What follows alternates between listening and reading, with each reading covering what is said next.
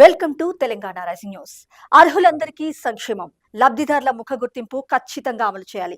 సౌర విద్యుత్ వినియోగాన్ని ప్రోత్సహించాలి. ఈ నెల 6 నుంచి 12 వరకు ప్రజాపాలన ప్రగతి ప్రణాళిక. జూన్ 2న రాష్ట్ర ఆవిర్భావ దినోత్సవ వేడుకలు.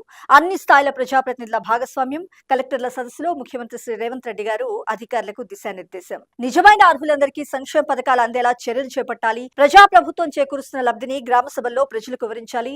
రేషన్ కార్డులు, సన్నబియ్యం, ఇందిరమ్మ ఇళ్లు, 200 యూనిట్ల ఉచిత విద్యుత్తు, 500 రూపాయలకే గ్యాస్ బండ, ఇటువంటి పథకాలన్నిటిపై కూడా ప్రజల్లో విస్తృతంగా ప్రచారం చేపట్టాలంటూ కూడా సీఎం రేవంత్ రెడ్డి గారు అధికారులకు సూచించారు.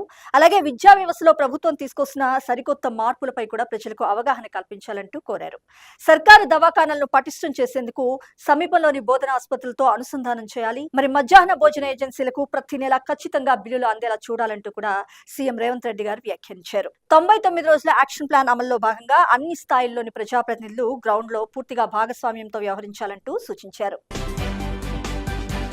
మీ పనితీరుకు మీరే రక్ష. ఎవరో చెప్పారని తప్పులు చేయొద్దు.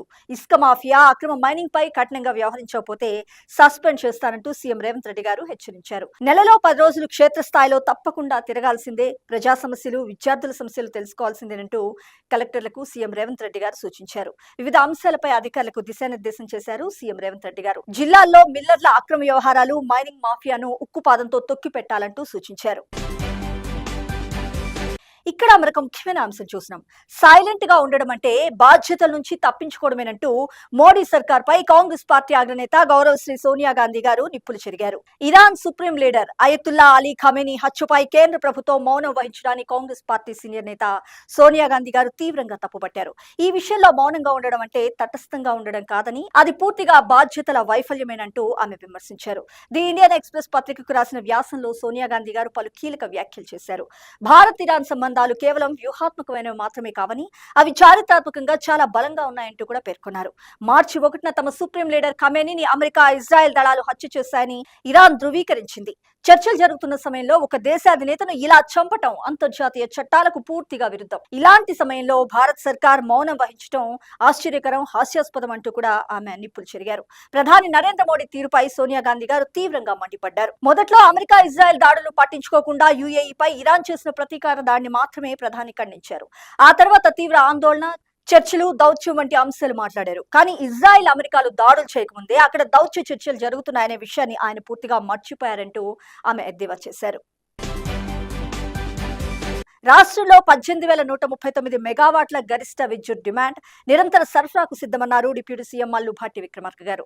గత ఏడాది మార్చి 20న నమోదైన 17,162 మెగావాట్లను ఇప్పటి విద్యుత్ గరిష్ట డిమాండ్ 18,139 మెగావాట్లు అధిగమించిందంటూ కూడా డిప్యూటీ సీఎం మల్లు భట్టి విక్రమార్క గారు స్పష్టం చేశారు. తెలంగాణ రాష్ట్రం భౌగోళికంగా చిన్న రాష్ట్రమైన మధ్యప్రదేశ్, రాజస్థాన్ లాంటి పెద్ద రాష్ట్రాల గరిష్ట విద్యుత్ డిమాండ్ కు దగ్గరగా ఉన్నదని వెల్లడించారు. ఈ ప్రగతి పారిశ్రామిక, వ్యవసాయ, పట్టణాభివృద్ధిలో రాష్ట్ర వేగాన్ని సూచిస్తుందంటూ స్పష్టం చేశారు. పేదల సంక్షేమమే లక్ష్యంగా పనిచేయండి. అర్హులకు సంక్షేమ పథకాలను చేర్చాల్సిన బాధ్యత కలెక్టర్లదే.